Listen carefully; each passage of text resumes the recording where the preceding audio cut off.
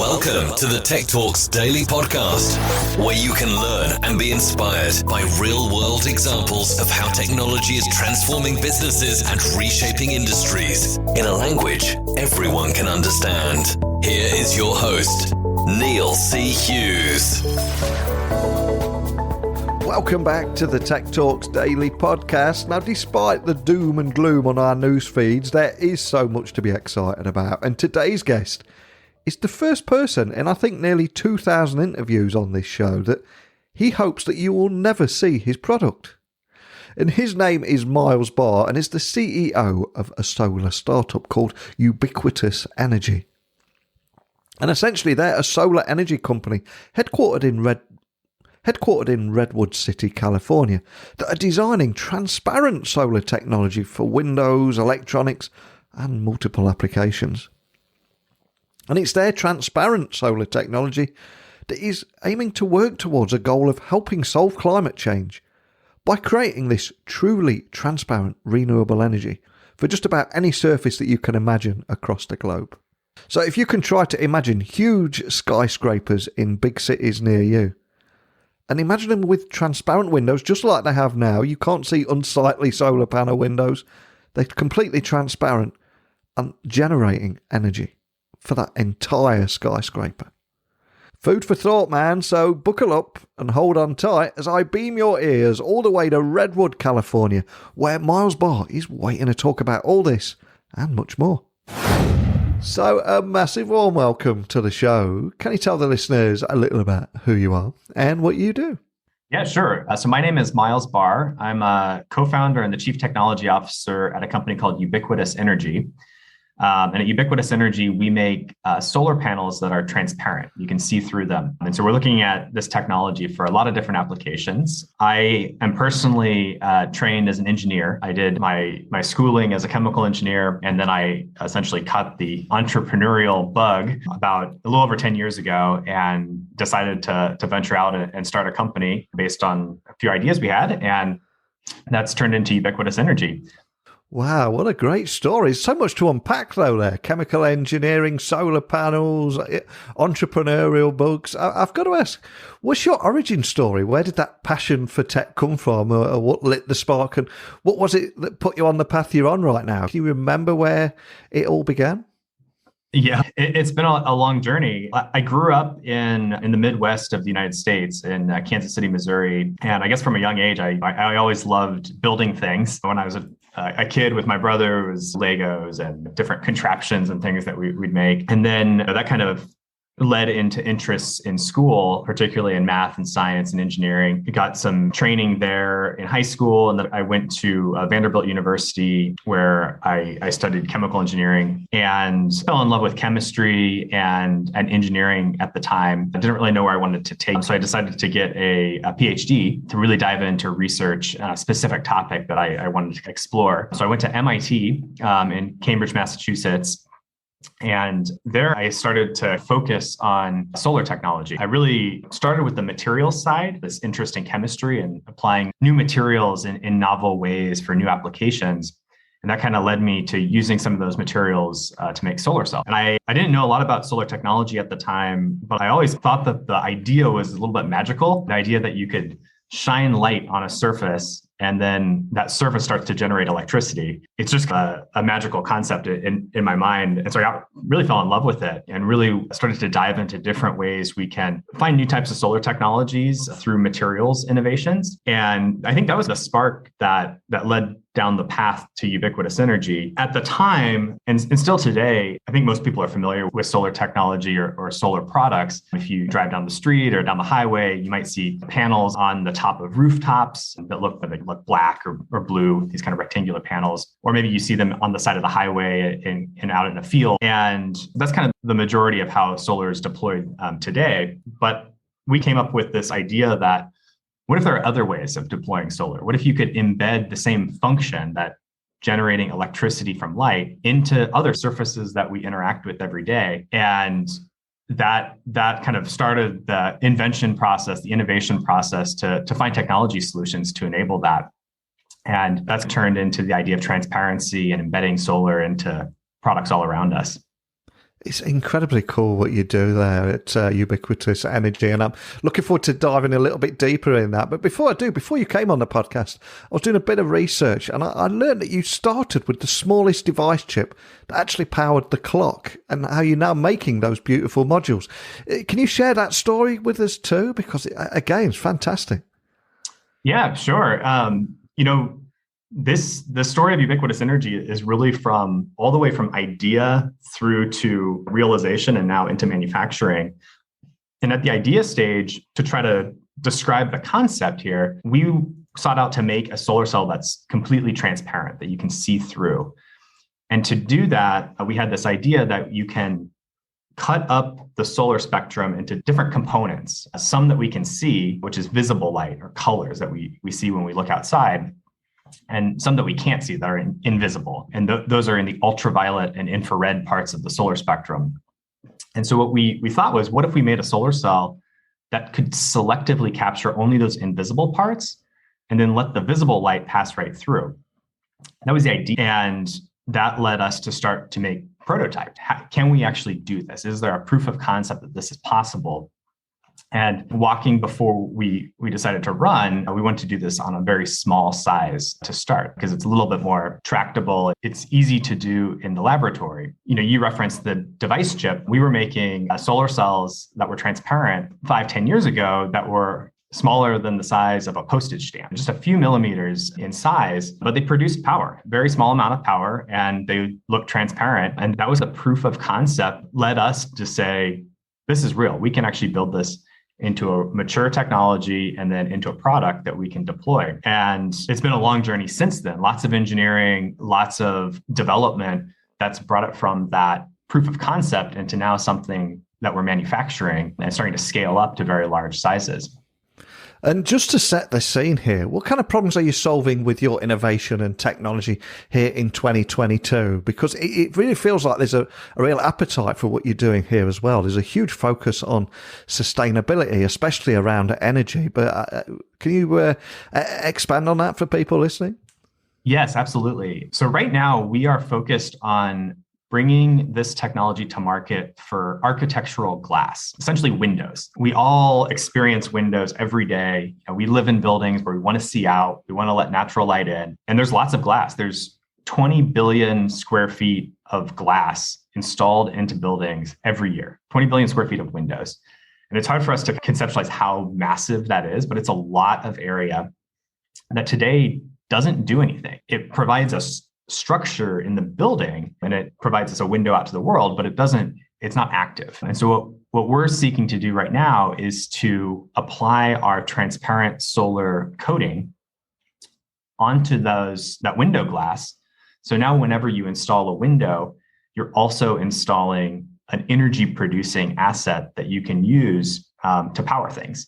You can use that electricity to power your buildings. You can use it to power features that you might put at the window, like sensors or cameras or motors. And you can do that without even knowing that it's there because it's transparent. It looks and feels just like a window, but it has the opportunity to provide a really significant energy benefit to the world and to all of us that we interact with every day.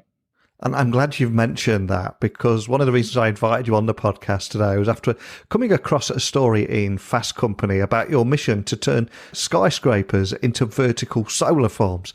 Incredibly cool. The story just jumped off the page. But can you tell the listeners about that for anyone that hasn't seen that article? Because, like I said, incredibly cool what you're doing here.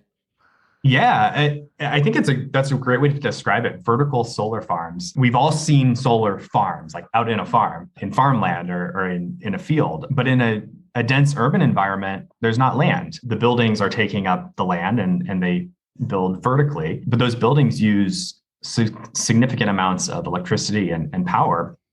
And what our product enables is to use that vertical surface of a building or a skyscraper, which is predominantly glass, and generate electricity off of that surface. And for a lot of buildings, there's actually more surface and more energy potential from the sunlight that hits the building on the sides of the building than there are on the rooftop. So in an urban environment, this can be a really nice component in a renewable energy portfolio to produce electricity from the sides of a building. And I like the term vertical solar farm because I think it translates what people are familiar with, which is a solar farm, but puts it into this context of transparent solar and integrating into the built environment. And I've got to ask, can you tell me more about the technology that makes all this possible, especially for the techies that are scratching their head now thinking, well, how does that work? Is that something you can expand on? Yeah, it all comes from material. It's a kind of material science innovation. And I think to explain first, it's helpful to understand how a conventional solar panel works. Conventional solar panels that are black and blue are typically based on a semiconductor called silicon. And silicon is really magic material because its absorption, the light that it captures, matches very closely to the spectrum of sunlight. So sunlight has a certain energy in different parts of the spectrum, that ultraviolet, visible, and infrared. And silicon absorbs all of that. But because it absorbs the visible component, it's not transparent. It's actually capturing that visible light rather than letting the light through. So if you want to make a panel transparent, you have to find a new material. Silicon won't work. You have to find a semiconductor that can selectively capture only the infrared and the ultraviolet part. And that's what we've done. We've done that through chemistry. So at Ubiquitous Energy, we actually develop our own semiconductor materials that are based on organic dyes. And it's really just dyes like you'd find in car paints or inks, but instead of them being tuned to be colorful, dye for clothing, we designed them to be absorbing in the invisible part of the spectrum. But then we just build a solar cell out of it, just like a silicon panel. We just use a different semiconductor material. And we also, for the windows, we try to manufacture it just like a window would be manufactured. And I think I should highlight as well that Ubiquitous Energy also recently raised, I think it was, or closed a 30 million Series B funding round. Can you tell me more about that and the kind of difference that it's going to mean to you guys? Because I would imagine this could open up even more opportunities for you, right? Absolutely. Yeah. We're at a really exciting stage of our business right now. We have been, developing and refining the technology and the product for about a decade. And that's pretty typical for a material innovation where it's a brand new material to the world. It needs to be tested, tried, made reliable, repeatable, all of those things. And we've been successful at doing that. And so now we're at a stage where we're ready to scale it up. We're ready to start manufacturing this at the size of full floor-to-ceiling windows that we can, sell to you at your home or to a commercial skyscraper. And so the funding that we've raised and that we're raising now is really geared towards scale up. It's putting the final touches on our factory, breaking ground on a full-scale production facility that will allow us to sell glass into the world. And if we look beyond that, what's your grand vision for Ubiquitous Energy? Is there anything you can share around that and how you see things developing over the next few years? Yeah. So we named the company Ubiquitous Energy for a reason. Ubiquitous means everywhere. It means all around us, anything and touch has this in it. And so our real vision is that when you walk around in 10, 20 years from now, every surface around you is generating electricity in addition to whatever basic function it already has. So if that's a skyscraper that you walk next to is actually producing electricity, or maybe your phone, when you pull it out of your pocket, starts to generate its own electricity to power itself, or your car, the roof and the windows on your car can produce power to charge up your battery. And that's really our vision is we want to enable solar everywhere without any aesthetic compromise. And this isn't instead of conventional panels are great, and that's a great part of the portfolio, but it's limited to certain surfaces. And our vision is to open up all the surfaces around us to this kind of solar energy capability.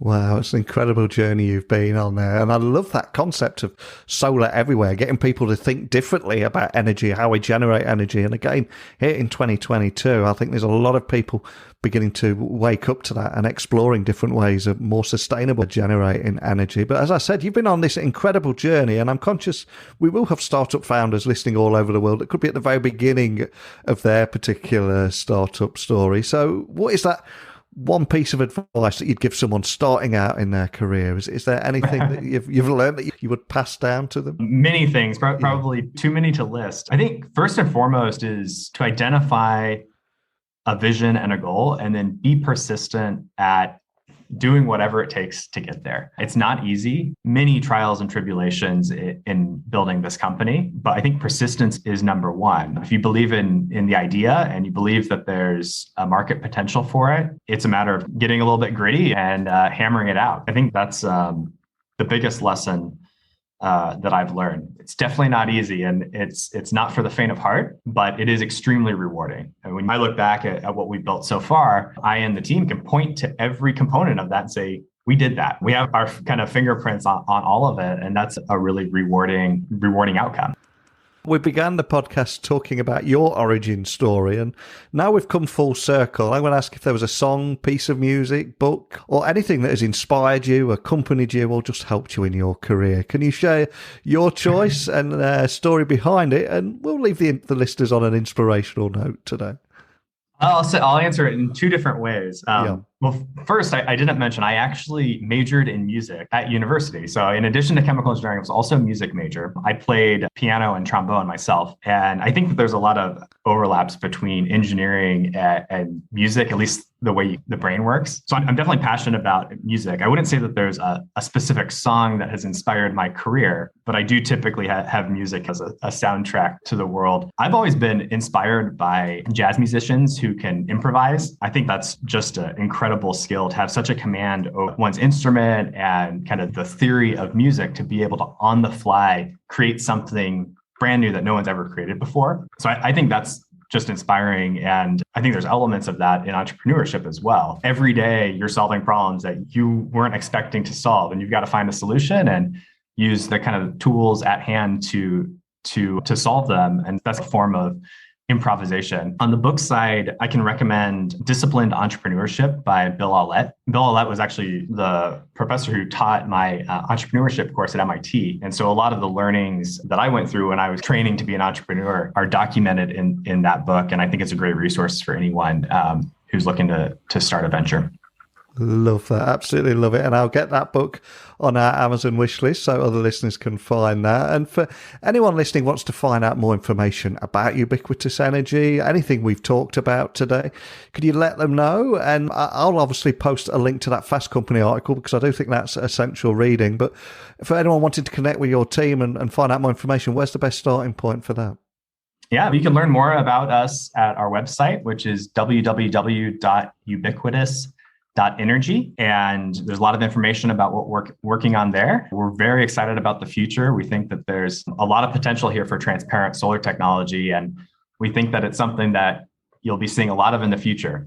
I just love everything about your story and what you've created here with these vertical solar farms and encouraging people to see solar everywhere. And I think it's just such a game changer. I know that's an often overused phrase, but in this case, it really does feel that way.